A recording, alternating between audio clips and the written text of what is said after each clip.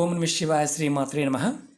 మిత్రులకి శ్రేయభిలాషులకి అలాగే నన్ను ఎంతగా ఆదరిస్తున్న యూట్యూబ్ ప్రేక్షకులందరికీ కూడా పేరు పేరు ధన్యవాదాలు. మిత్రులారా, మీ అందరికీ పరాదేవత ఎల్లవెల్లలా మీతో ఉండి మీ మనోవాంఛ నెరవేర్చాలని మనస్ఫూర్తిగా కోరుకుంటున్నాను. ఈరోజు మనం ఒక శక్తివంతమైన అతి తేలికైన సిద్ధి ఉపాయం గురించి తెలుసుకుందాం. చాలామంది మిత్రులు, శ్రేయభిలాషులు, అక్క చెల్లెళ్ళు, గురువుగారు, మాకు ఇంటిలో ఆర్థికమైన సమస్యలు అధికంగా ఉన్నాయి, మాకు అదృష్టం కలిసి రావడం లేదు, మమ్మల్ని దౌర్భాగ్యం వెంటాడుతుంది, మాకు అదృష్టం కలిసి రావాలి, ధనరాబడి నిత్యం ఉండే విధంగా ఏ పూజ చేస్తే, ఏ పరిహారం చేస్తే త్వరగా మాకు కలిసి వస్తుంది అని చాలామంది అడగడం జరిగింది. ఈ సబ్జెక్ట్ మీద చాలా వీడియోలు చేయడం జరిగింది. ఈరోజు మనం మన ఇంట్లో కానీ శివాలయంలో కానీ ఒక తేలికైన అద్భుతమైన ఉపాయాన్ని తెలియచేస్తాను. అంటే ఇది మనం ఇంటి దగ్గరైనా చేయవచ్చు, శివాలయంలో కూడా చేయవచ్చు. ఈ శక్తివంతమైన తేలికైన ఉపాయం సిద్ధి ఉపాయం. అంటే సిద్ధి ఉపాయం అంటే ఖచ్చితంగా ఫలితాన్నిస్తుంది అని అర్థం. మీరు చూస్తున్నారు కదా, శివలింగం, నర్మదా బాణలింగం నేను ఉపయోగించేది మీకు చూపిస్తున్నాను. నిత్యం మనం శివారాధన చేయటం వల్ల ఖచ్చితంగా అదృష్టవంతులవుతాము. ధనానికి సంబంధించిన ఇబ్బందులు ఉంటే తొలగిపోతాయి, ధనద్వారాలు తెరుచుకుంటాయి, ధనరాబడి పెరుగుతుంది. ఇందులో ఒక చిన్న ఉపాయం ఉంది. ఆ ఉపాయం ఎలా చేస్తే ఫలితం వస్తుందో చెప్తాను. అలాగే మీకు ఈ వీడియో నచ్చినట్లయితే లైక్ చేయండి, ఛానల్ని సబ్స్క్రైబ్ చేసుకోండి, పక్కనే ఉన్న గంట సింబల్ని యాక్టివేట్ చేసుకోండి, 10 మంది మిత్రులకి షేర్ చేయండి. అలాగే కొత్త ఛానల్ 2 లింక్స్ని డిస్క్రిప్షన్ బాక్స్లో పెట్టడం జరిగింది, వాటిని కూడా సబ్స్క్రైబ్ చేయండి, గంట సింబల్ని యాక్టివేట్ చేసుకోండి. రాబోయే రోజుల్లో వాటిల్లో కూడా కొత్త వీడియోలని పోస్ట్ చేయడం జరుగుతుంది, మీకు అందుబాటులో ఉండడానికి ప్రయత్నం. ఈ ఉపాయాన్ని ఆడవారైనా మగవారైనా చేయవచ్చు. నియమ నిబంధనల పాయింట్ ఆఫ్ వ్యూలో నెలసరి సమయంలో ఉన్నప్పుడు మాత్రం చేయకూడదు. అలాగే ఈ ఉపాయాన్ని మీరు ఇంటి దగ్గరైనా శివాలయంలో అయినా చేయవచ్చు. అలాగే ఈ ఉపాయం చేయడం వల్ల మీకు కలిగే ప్రథమ లాభం ఏంటంటే, మీరు ఏదైతే నేను అదృష్టవంతుని కాదు అనుకుంటున్నారో, నాకు దౌర్భాగ్యం వెంటాడుతుంది అనుకుంటున్నారో అది తొలగిపోతుంది. అలాగే ఈ ఉపాయం చేయడం వల్ల మీకు అదృష్ట ద్వారాలు తెరుచుకుంటాయి. మీకు శారీరక మానసిక సమస్యల నుండి బయటపడతారు, లక్ష్మీ ప్రసన్నత లభిస్తుంది, కీర్తి ప్రతిష్టలు వస్తాయి, గౌరవ మర్యాదలు పెరుగుతాయి, ధనప్రాప్తి కలుగుతుంది. ఇంటిలో నెగిటివ్ ఎనర్జీ ఉంటే బయటికి వెళ్ళిపోతుంది. మీ పైన నెగిటివ్ ఎనర్జీ ఉన్నా దాని నుండి మీరు బయటపడతారు, ధనం రావడం మొదలవుతుంది, అనారోగ్య సమస్యల నుండి బయటపడతారు. ఇన్ని లాభాలు ఉన్నాయి. చాలా తేలికైన పరిహారం. అలాగే ఎవరైనా మన మీద ఏడుస్తూ ఉండి మన ఏదో చెయ్యాలి అంటే, ఏదో ఒక రకంగా మన ఇబ్బంది పెట్టాలి అని ప్రయత్నం చేసేవారు ఎవరైతే ఉంటారో వారు నిర్వీర్యం అయిపోతారు.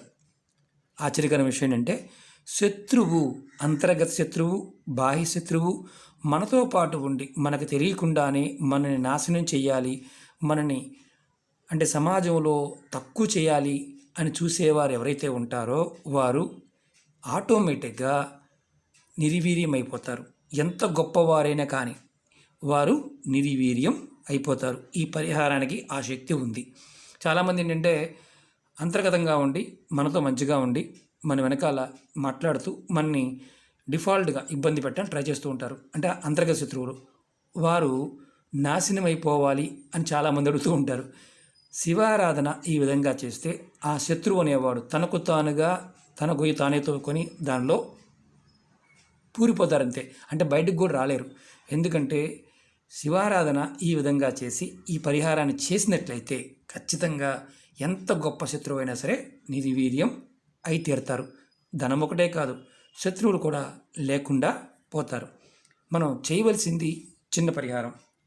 ఈ ఉపాయాన్ని సోమవారం ఉదయం 5 నుండి 12 గంటలలోపు చేయవచ్చు. అలాగే సాయంత్రం 5 నుండి రాత్రి 9 గంటల వరకు ఎప్పుడైనా చేయవచ్చు. మీరు ఈ ఉపాయానికి కావాల్సింది ఏంటంటే 7 మిరియాలు, నల్ల మిరియాలు ఉంటాయి కదా, అలాగే గంధం, అలాగే నీరు. మన ఇంట్లో చిన్న బాణలింగాన్ని కానీ మన ఇంట్లో ఉన్న శివలింగానికి, నిత్య పూజ శివలింగానికి కూడా చేసుకోవచ్చు. ఓం నమః శివాయ. ఇది నర్మదా బాణలింగం. మీకు పూజా వస్తువులు అమ్మే షాపులో దొరుకుతూ ఉంటుంది. మన ఇంట్లో పెట్టుకొని చేసుకోవచ్చు.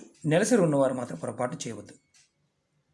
పానపట్టం అలాగే లింగాన్ని తీసుకోండి. మీకు చూపించడం కోసం ప్లేట్లో పెట్టడం జరిగింది. మీరు ముందుగా స్నానాది కార్యక్రమాలు ముగించుకొని తర్వాత ఈ ఉపాయం చేయాలి. స్నానం చేయకుండా ఈ ఉపాయం చేయకూడదు. శివాలయంలో చేయవచ్చు లేదా మీ పూజా మందిరంలో చేయవచ్చు. శివలింగానికి ముందు నీళ్లతో అభిషేకం చేసి ఇలా ఓం నమ శివాయ, ఓం నమ శివాయ, ఓం నమ శివాయ, ఓం నమ శివాయ, ఓం నమ శివాయ ఇలా అభిషేకం చేసి తర్వాత మంచి గంధం తీసుకోండి. స్వామివారికి బొట్టు పెట్టండి. ఇలా ఇది మీకు చూపించడం కోసం చేస్తున్నాను. స్వామివారికి బొట్టు పెట్టండి. గంధంతో బొట్టు పెట్టండి. బొట్టు పెట్టిన తర్వాత మీరు చేయవలసిన పని ఏంటంటే ఒక ప్లేట్ తీసుకోండి. ప్లేట్లో మీరు మిరియాలు 7 మిరియాలు తీసుకొని స్వామివారి ముందు పెట్టండి. మీకు ఒకటి గుర్తుంచుకోండి, మిరియాల్లో అత్యంత అద్భుతమైన శక్తి కలిగి ఉంటుంది. ఎన్నో ఉపాయాలు చెప్పాం. మిరియాలు మనం చాలా చాలా పరిహారాలకు వాడుతూ ఉంటాం. ఇలా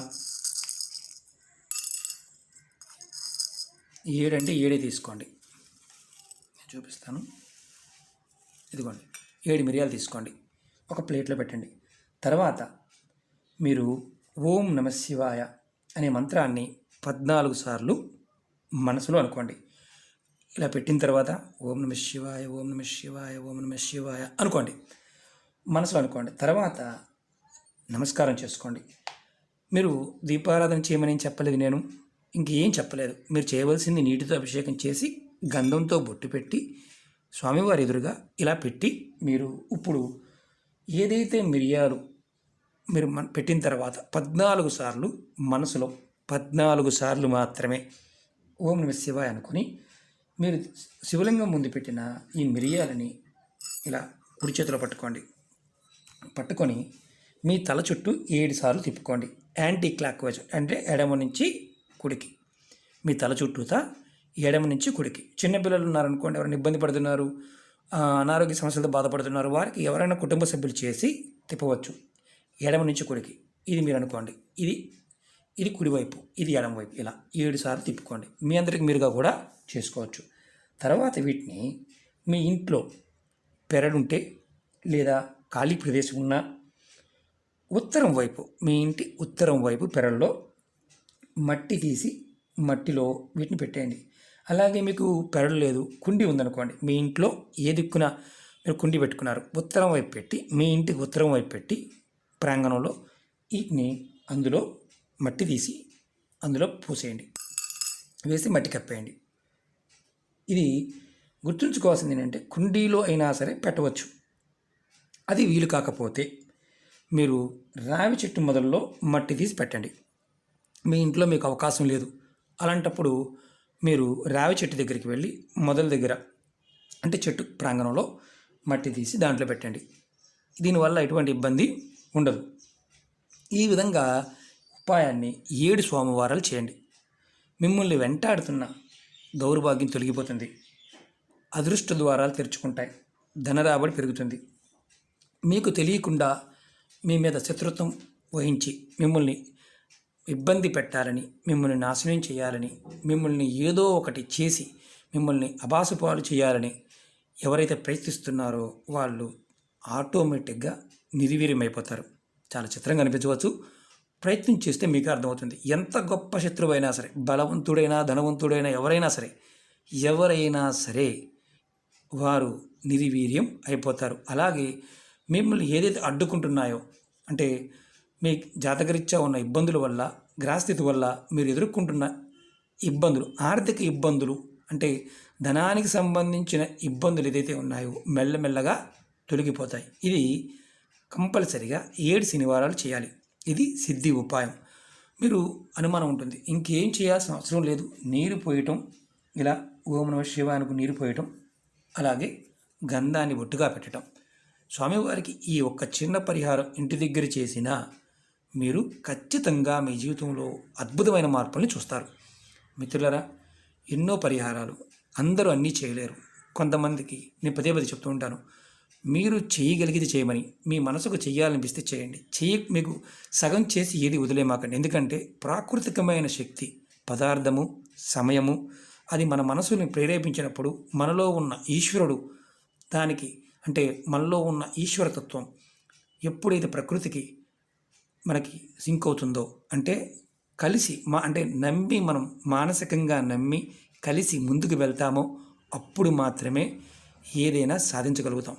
మనం నమ్మకం లేకుండా ఏది చేయకూడదు. నమ్మకం ఉన్నప్పుడు మాత్రమే ప్రయత్నం చేయాలి. అపనమ్మకం ఉన్నవాడికి పొరపాటును కూడా ఏ ఉపాయము ఫలితాన్ని ఇవ్వదు. అలాగే ఉపాయాలు చేస్తూ మనం ఏ వ్యక్తినైనా లేకపోతే ఎవరినైనా ఇబ్బంది పెట్టాలని మనం ప్రయత్నం చేస్తే దానివల్ల మనం చేసిన ఫలితం అవతల పడికి వెళ్ళిపోతుంది. కాబట్టి పూజలు చేస్తున్నప్పుడు కానీ జపం చేస్తున్నప్పుడు కానీ మీరు అవతల వాళ్ళ గురించి ఆలోచించడం మానేయండి. మీరు గుర్తుంచుకోండి, శత్రువు ఉన్నాడు, మీకు తెలియకుండా మీ శత్రువు మిమ్మల్ని ఇబ్బంది పెడుతున్నాడు. మీరు కోరుకోవాల్సింది నా శత్రువులు నన్ను ఇబ్బంది పెట్టకుండా ఉండాలి అని కోరుకోండి. అంతేకాని వాడికి అలా అయిపోవాలి ఇలా అయిపోవాలి మాత్రం కోరుకోమాకండి. ఎందుకంటే మీ మనసు బలంగా ఆ విషయం మీద ఉన్నప్పుడు భగవంతుడికి అది మాత్రమే కనిపిస్తుంది, ఇంకేం కనిపించదు. కాబట్టి మీరు కోరుకునేటప్పుడు కూడా చాలా జాగ్రత్తగా కోరుకోండి. ఏదైనా సంకల్పాన్ని బలంగా ఉండాలి మనసులో. ఆ సంకల్ప స్థితి బలంగా ఉన్నప్పుడు ఫలితం కూడా అంతే త్వరగా వస్తుంది. ఈ చిన్న పరిహారం చేసి చూడండి, సిద్ధి ఉపాయం కాబట్టి ఖచ్చితంగా ఫలితం ఉంటుంది. మరి మాకు శివలింగం లేదండి, మరి మా పరిస్థితి గుడికి వెళ్ళండి. మీకు గుడికి వెళ్ళే అవకాశం లేకపోతే ఎప్పుడైతే గుడికి వెళ్తారో అప్పుడే చేయండి. ఓకే మిత్రులారా, మీకు ఈ వీడియో నచ్చినట్లయితే లైక్ చేయండి, ఛానల్ని సబ్స్క్రైబ్ చేసుకోండి, పక్కనే ఉన్న గంట సింబల్ యాక్టివేట్ చేసుకోండి, 10 మంది మిత్రులకి షేర్ చేయండి. ఓం నమః శివాయ, శ్రీమాత్రే నమః.